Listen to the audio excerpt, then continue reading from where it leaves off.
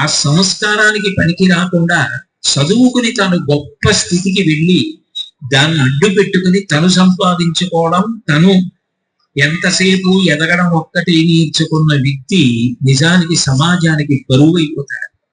అట్లా కాకూడదు. ఆ త్యాగ బుద్ధి ఉండాలి.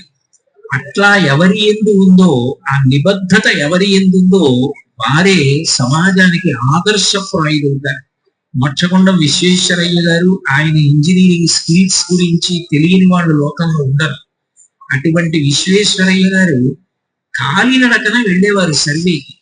వెళ్ళి ఒక రోజు రాత్రి, ఆ రోజుల్లో ఇలా గవర్నమెంట్ ఎక్కడో అకామిడేషన్ ప్రొవైడ్ చేయడం అది ఉండేది కాదు, ఎందుకంటే ఆ పల్లెటూళ్ళ వెంట పెడుతుండేవారు. ఒక ఇంట్లో రాత్రి బస చేశారు. కొవ్వొత్తి వెలిగించుకుని ఆయన చేసిన సర్వేకి సంబంధించినవన్నీ రాసుకుని చిట్ట చివర కొద్దిగా ఆర్పేసి సంచిలో ఇంకో కొవ్వొత్తి తీసి వెలిగించి ఆయన భగవద్గీత చదువుకుంటున్నారు. ఆ ఇంటి యజమాని చూసి, ఇందాక వెలిగించిన కొవ్వొత్తి వెలుగులో మీరు భగవద్గీత చదువుకోవచ్చు కదా, అది ఆర్పేసి సంచిలో పెట్టి ఇంకో కొవ్వొత్తి తీసి వెలిగించి భగవద్గీత చదువుతున్నారు ఎందుకని అడిగాడు. ఆయన అన్నారు, అది గవర్నమెంట్ ఇచ్చినటువంటి కొవ్వొత్తి రాత్రి పనిచేయడానికి, అది గవర్నమెంట్ పనికే తప్ప నేను నా సొంతానికి కొవ్వొత్తి వాడుకోను, నేను భగవద్గీత చదువుకోవడానికి నా కొవ్వొత్తి వెలిగించుకుంటాను. అటువంటి మహనీయుడు పుట్టిన భూమి. లాల్ బహదూర్ శాస్త్రి గారు ఈ దేశానికి ప్రధానమంత్రి చేసి ఫియట్ కారు కొనుక్కోవలసి వస్తే డబ్బు లేక బ్యాంక్ లోన్ తీసుకొని చనిపోయేటప్పటికి 7,000 కారులో ఉంది. ఆయన భార్య లలితా శాస్త్రి గారికి భారతదేశంలో ఉన్నటువంటి పౌరులందరూ మర్యాదలు చేశారు ఆ రోజుల్లో అప్పు తీర్చమని. ఆవిడ వద్దు, నా భర్త గౌరవానికి ఇది ఆ భంగం, నేనే తీరుస్తానని ప్రైమ్ మినిస్టర్స్ డిసీజ్డ్ వైఫ్ గా ఆవిడకి వచ్చినటువంటి డిసీజ్డ్ ప్రైమ్ మినిస్టర్స్ వైఫ్ గా వచ్చిన పెన్షన్ లోంచి ఆవిడ కారు లోన్ తీర్చారు. నేను ఎందుకు చెప్తున్నాను అంటే, ఇప్పుడు సమ్మర్ వెకేషన్ వస్తోంది. ఇందాక డిఓ గారు అంటున్నారు కొద్ది రోజుల్లో సమ్మర్ వెకేషన్ వస్తోంది. నేను తల్లిదండ్రులందరినీ ప్రార్థన చేసేది ఒకటే, మీరు పిల్లలకి ఐస్ క్రీములు పెట్టండి, సినిమాలకి తీసుకెళ్ళండి, సర్కస్లకి తీసుకెళ్ళండి, అది తల్లిదండ్రులుగా మీకున్న సహజమైన ప్రేమ. నేను దాని విషయంలో జోక్యం చేసుకోవట్లేదు. కానీ నేను కోరుకునేది ఒక్కటే, మొట్టమొదట మీరు ఏదైనా ఒక్క జీవిత చరిత్ర, wings of fire Abdul Kalam గారిది కావచ్చు, బ్రౌన్ బుక్ హౌస్ వాళ్ళు ఎంతంత గొప్ప గొప్ప జీవిత చరిత్రలో రాయపురూరి సుబ్బారావు గారు, జంధ్యాల పాపయ్య శాస్త్రి గారు, కాకినాడలో రఘుపతి వెంకటరత్నం నాయుడు గారు, ఇలాంటి వాళ్ళవి ఎన్నో గొప్ప గొప్ప జీవిత చరిత్రలు పబ్లిష్ చేశారు. టంగూరు ప్రకాశం పంతులు గారి జీవిత చరిత్ర చదువుతుంటే అబ్బా ఇది కదా త్యాగం అంటే అనిపిస్తుంది.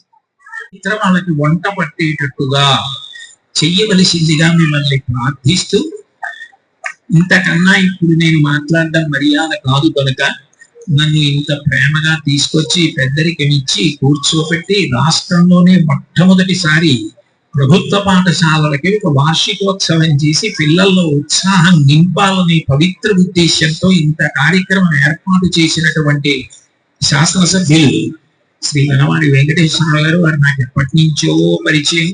నేనంటే వారికి ఎనలేని ప్రేమ. ఆ ప్రేమకి కారణం ఏమిటి? తల్లి ప్రేమకి కారణం ఏమిటి? ఆయన ఇది పెట్టినప్పటి నుంచి నన్ను తప్పకుండా రండి రండి రండి అన్నారు. అందుకని ఆయన మీద గౌరవంతో ఈ సభకు వచ్చాను. ఇంతకన్నా ఎక్కువ మాట్లాడడం మర్యాద.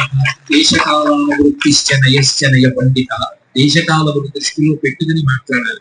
అభినందనలను తెలియజేయాల్సిందిగా కోరుతూ, మీ యొక్క ఆశీస్సులు మా అందరి మీద, మా పిల్లల మీద ఉండాలని మనస్ఫూర్తిగా కోరుతూ ధన్యవాదాలు గురువు గారు.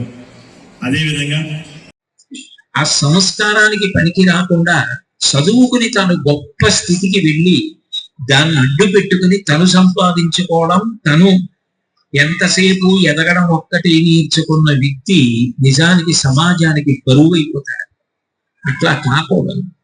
ఆ త్యాగ బుద్ధి ఉండాలి. అట్లా ఎవరి యందు ఉందో, ఆ నిబద్ధత ఎవరి యందు ఉందో వారే సమాజానికి ఆదర్శప్రాయులుగా. మచ్చకొండం విశ్వేశ్వరయ్య గారు, ఆయన ఇంజనీరింగ్ స్కిల్స్ గురించి తెలియని వాళ్ళు లోకంలో ఉండరు. అటువంటి విశ్వేశ్వరయ్య గారు కాలినడకన వెళ్ళేవారు సర్వేకి. వెళ్ళి ఒక రోజు రాత్రి, ఆ రోజుల్లో ఇలా గవర్నమెంట్ ఎక్కడో అకామిడేషన్ ప్రొవైడ్ చేయడం అది ఉండేది కాదు, ఎందుకంటే ఆ పల్లెటూళ్ళ వెంట పెడుతుండేవారు. ఒక ఇంట్లో రాత్రి బస చేశారు. కొవ్వొత్తి వెలిగించుకుని ఆయన చేసిన సర్వేకి సంబంధించినవన్నీ రాసుకుని చిట్ట చివర కొవ్వొత్తి ఆర్పేసి సంచిలో ఇంకో కొవ్వొత్తి తీసి వెలిగించి ఆయన భగవద్గీత చదువుకుంటున్నారు. ఆ ఇంటి యజమాని చూసి, ఇందాక వెలిగించిన కొవ్వొత్తి వెలుగులో మీరు భగవద్గీత చదువుకోవచ్చు కదా, అది ఆర్పేసి సంచిలో పెట్టి ఇంకో కొవ్వొత్తి తీసి వెలిగించి భగవద్గీత చదువుతున్నారు ఎందుకని అడిగాడు. ఆయన అన్నారు, అది గవర్నమెంట్ ఇచ్చినటువంటి కొవ్వొత్తి రాత్రి పనిచేయడానికి, అది గవర్నమెంట్ పనికే తప్ప నేను నా సొంతానికి కొవ్వొత్తి వాడుకోను, నేను భగవద్గీత చదువుకోవడానికి నా కొవ్వొత్తి వెలిగించుకుంటాను. అటువంటి మహనీయుడు పుట్టిన భూమి. లాల్ బహదూర్ శాస్త్రి గారు ఈ దేశానికి ప్రధానమంత్రి చేసి ఫియట్ కారు కొనుక్కోవలసి వస్తే డబ్బు లేక బ్యాంక్ లోన్ తీసుకొని చనిపోయేటప్పటికి 7,000 కారు లోన్ ఉంది. ఆయన భార్య లలితా శాస్త్రి గారికి భారతదేశంలో ఉన్నటువంటి పౌరులందరూ మనీ ఆర్డర్లు చేశారు ఆ రోజుల్లో అప్పు తీర్చమని.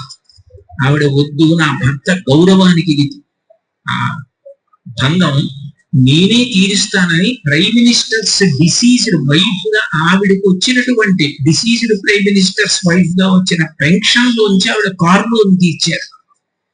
నేను ఎందుకు చెప్తున్నాను అంటే, ఇప్పుడు సమ్మర్ వెకేషన్ వస్తోంది, ఇందాక డిఈఓ గారు అంటున్నారు కొద్ది రోజుల్లో సమ్మర్ వెకేషన్ వస్తోంది. నేను తల్లిదండ్రులందరినీ ప్రార్థన చేసేది ఒకటే, మీరు పిల్లలకి ఐస్ క్రీములు పెట్టండి, సినిమాలకి తీసుకెళ్ళండి, సర్కస్లకి తీసుకెళ్ళండి, అది తల్లిదండ్రులుగా మీకున్న సహజమైన ప్రేమ. నేను దాని విషయంలో జోక్యం చేసుకోవట్లేదు. కానీ నేను కోరుకునేది ఒక్కటే, మొట్టమొదట మీరు ఏదైనా ఒక్క జీవిత చరిత్ర, wings of fire Abdul Kalam గారిది కావచ్చు, బ్రౌన్ బుక్ హౌస్ వాళ్ళు ఎంతంత గొప్ప గొప్ప జీవిత చరిత్రలో, రాయపురోలు సుబ్బారావు గారు, జంధ్యాల పాపయ్య శాస్త్రి గారు, కాకినాడలో రఘుపతి వెంకటరత్నం నాయుడు గారు, ఇలాంటి వాళ్ళవి ఎన్నో గొప్ప గొప్ప జీవిత చరిత్రలు పబ్లిష్ చేశారు. టంగూరు ప్రకాశం పంతులు గారి జీవిత చరిత్ర చదువుతుంటే అబ్బా ఇది కదా త్యాగం అంటే అనిపిస్తుంది.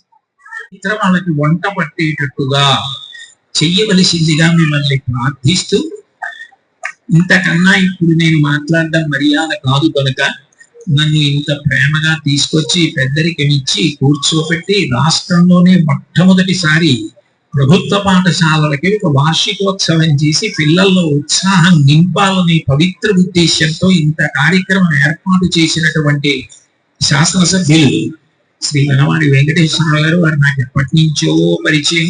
నేనంటే వారికి ఎనలేని ప్రేమ. ఆ ప్రేమకి కారణం ఏమిటి? తల్లి ప్రేమకి కారణం ఏమిటి? ఆయన ఇది పెట్టినప్పటి నుంచి నన్ను తప్పకుండా రండి రండి రండి అన్నారు. అందుకని ఆయన మీద గౌరవంతో ఈ సభకు వచ్చాను. ఇంతకన్నా ఎక్కువ మాట్లాడడం మర్యాద.